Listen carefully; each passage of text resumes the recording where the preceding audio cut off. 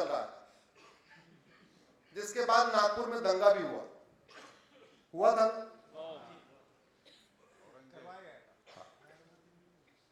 जैसे जितने विवादित मंदिर को अगर आप सर्वे कराओगे तो वहां मंदिर ही निकलेगा।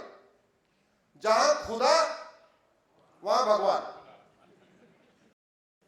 जहां खुदा वहां भगवान।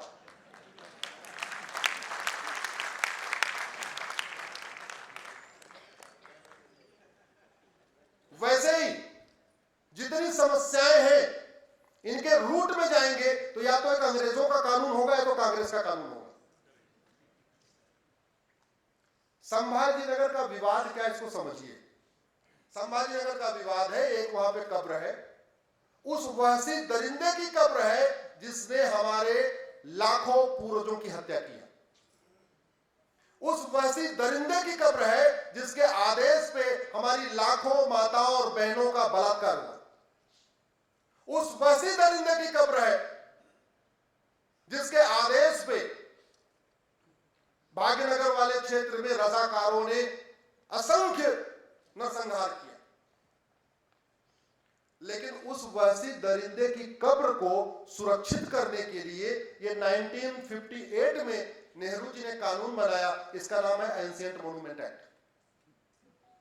अगर कानून नहीं होता, वहशी दरिंदों की कब्र तोड़ना अपराध नहीं होता, तो अगर एक एक ईंट भी उखाड़ते महाराष्ट्र वाले तो कोई कब्र बसती क्या, कोई मकबरा बसता क्या, कोई चबूतरा बसता क्या? नहीं। तो वहशी दरिंदों की कब्र सुरक्षित रहे, उसमें खरोच भी ना आ पाए, उसके लिए कानून बना दिया एंशिएंट मॉन्यूमेंट एक्ट। और आप लोगों के दिए हुए इनकम टैक्स से, आपके दिए हुए जीएसटी से, आपके दिए हुए टोल टैक्स, रोड टैक्स से, आपके दिए हुए पैसे से, आपके दिए हुए वैट और टीडीएस से हजारों करोड़ रुपए खर्च हो रहा है वहशी दरिंदों के मकबरों की रक्षा के लिए, उनकी कब्र की रक्षा के लिए। ये 1958 का कानून है।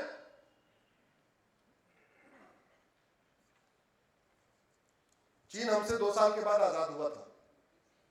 हम 1947 में गुलाम आजाद हुए और चीन 1949 में आजाद हुआ। 2 साल के बाद, 1 साल के अंदर 1950 आते आते उसने पूरे चीन से जापानियों का नामो निशान मिटा दिया। न किसी जापानी के नाम पे सड़क, न किसी जापानी के नाम पे मोहल्ला, न किसी जापानी की स्टैचू, न जापानी के नाम पे कोई गली। अपने किताबों से जापानियों का निशान मिटा दिया। 1950 के बाद जो बच्चे चीन में पैदा हुए उनको पता ही नहीं कि वो कभी चीन भी गुलाम था। गुलामी की चीज बताने वाली होती है क्या? जोर से बोलिए सर। गुलामी की चीज संरक्षित करने वाली होती है क्या? चीन ने क्या किया? सब मिटा दिया। 15 लोगों का स्टैचू बनाया एक जगह, स्टैचू बना दिया है। वहां लोग पब्लिकली आते हैं तो शुरू में वहां इंफॉर्मेशन दी हुई है कि जब आप यहां घूमने आए तो आपको 3 काम करना है, या तो थूकना है, या तो थप्पड़ मारना है, या तो चप्पल से मारना है। वहां लोग आते हैं लाखों लोग पर डे, और वो 15 दरिंदों के ऊपर थूक के जाते हैं, चप्पल से मार के जाते हैं। हमारे साथ फेसबुक पे जुड़िए, ऐसी ऐसी चीजें आपको वीडियो मिलते रहेंगे। मैंने कुछ दिन पहले डाला वीडियो, चाइना का वीडियो है, जहां विजिटर आए हुए कोई थूक रहा है, कोई चप्पल मार रहा है, कोई थप्पड़ मार रहा है। और हमने क्या किया? एंशिएंट मॉन्यूमेंट एक्ट बना के बाबर, हुमायूं, तुगलक, गजनी, गोरी, खिलजी, औरंगजेब, उन वहशी दरिंदों की, उनके हमने निशानी को सुरक्षित कर दिया। पहले ये कानून बना उनका चबूतरा सुरक्षित करने के लिए।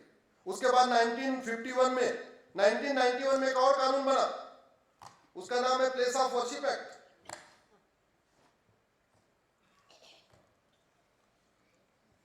ये 1991 बना, ये नेहरू जी ने बनाया, नरसिम्हा राव ने बनाया। ये कानून कहता है बाबर, हुमायूं, तुगलक, गजनी, घोरी के मकबरों को सुरक्षा करना है। ये कानून कहता है उनके द्वारा तोड़े गए मठ मंदिरों को वापस नहीं लेना है, वो सब लीगल है। काशी, मथुरा, भद्रकाली, भोजशाला, अटाला, सब आप कोर्ट में नहीं जा सकते।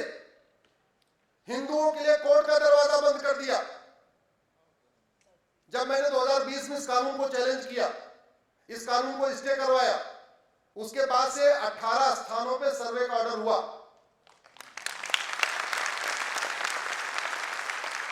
काशी, मथुरा, भद्रकाली, गौशाला, अटाला, ऐसे 18 स्थानों पे सर्वे हुआ।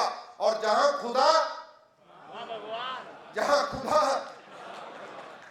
18 के 18 स्थानों पे भगवान, उनको हमें लेना चाहिए कि नहीं?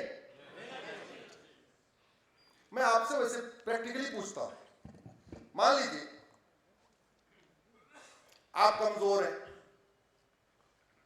आपके घर कोई लुटेरा आता है, कोई डकैत आता है, आपके माता पिता की हत्या कर देता है, सारा सामान लूट लेता है, बहन बेटियों का बलात्कार करता है, और जाते समय आपके घर की जो नेम प्लेट थी उसको बदल के अपनी नेम प्लेट लगा चला जाता है। आपका अग्रवाल सदन था, उसने अपना अग्रवाल सदन का बोर्ड हटाया, अपना बोर्ड चिपका दिया। जो भी आपके घर के सामने नाम लिखा हुआ था, पवार सदन, शिंदे सदन, देशमुख सदन, जो भी सदन लिखा हुआ था, वो बोर्ड हटा के अपना बोर्ड चिपका चला गया। आप बड़े हो गए, आप अब सक्षम हैं, तो आप वो नेम प्लेट कंटिन्यू करेंगे, हटाएंगे? जोर से बोलिए जरा। हटाएंगे। घर की नेम प्लेट हटाएंगे, लेकिन देश की नेम प्लेट नहीं हटाएंगे। हटाना चाहिए कि नहीं हटाना चाहिए? तो कलेक्टिव आवाज कैसे निकलेगी? जब इन विषयों को आप लिखना शुरू करेंगे। आप लोगों के मन में बहुत सारी चीजें, बहुत अच्छी अच्छी चीजें, इनफैक्ट मेरी आधी पीआईएल तो आप लोगों से बातचीत करके, चर्चा करके हमें आइडिया मिलता है कि अच्छा इसको भी करना है, इसको भी करना है। उसको लिखना शुरू करें। हो सकता है आपका लिखा हुआ कोई चीज मुझे मिल जाए दिल्ली में बैठे बैठे, दूसरे उस पर मैं भी पीआईएल कर दूं। हमारा काम ही पीआईएल करना और कुछ नहीं करना। इंजीनियरिंग छोड़ के वकालत मैंने किया इसी काम के लिए।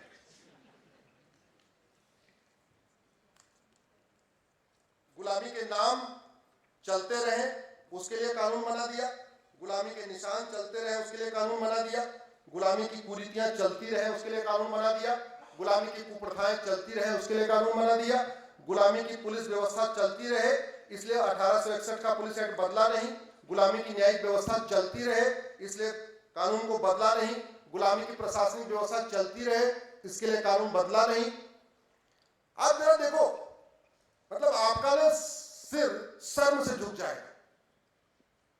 हमने नाम शब्द तक नहीं बदले।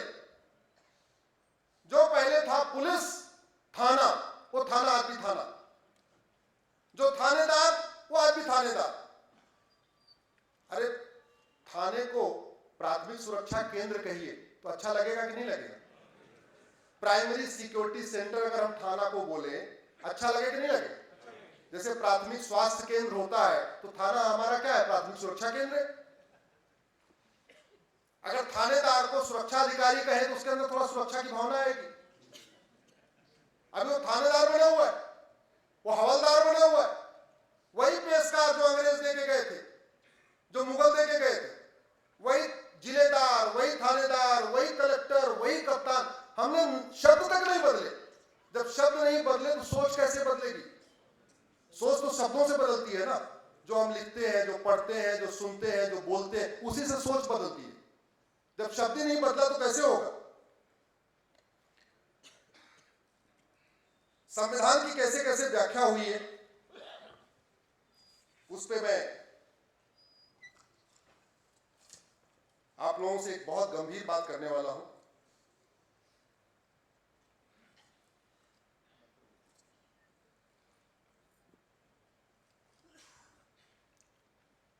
भारत माता की जय, भारत माता की जय, भारत माता की जय।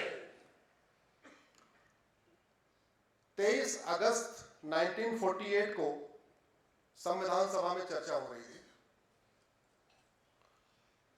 तो कुछ लोग जो पाकिस्तान नहीं गए पाक नापाक के आधार पे, उन्होंने कहा साहब हम यहां रहना चाहते हैं लेकिन हमको थोड़ी विशेष रियायत दे दीजिए। सरदार पटेल का 23 अगस्त 1948 का संविधान सभा में लिखित उनका स्टेटमेंट है। उन्होंने कहा मजहब के आधार पे भारत बंट चुका है, अगर किसी को अभी भी मजहब के आधार पे कुछ चाहिए तो रास्ता बंद नहीं हुआ है। अभी 1 ही साल पहले विभाजन हुआ है। किसी को मजहब के आधार पे कुछ चाहिए तो चले जाओ, कुछ नहीं मिलेगा मजहब के आधार पे। फिर 2-3 लोग उसमें थे, रफी अहमद किदवई थे, मौलाना कलाम थे, कुछ 2-4 और लोग भी थे।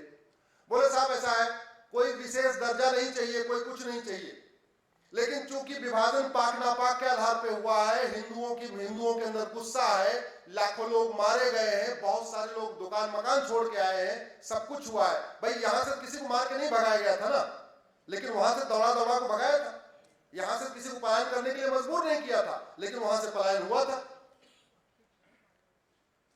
तो इतना गुस्सा है।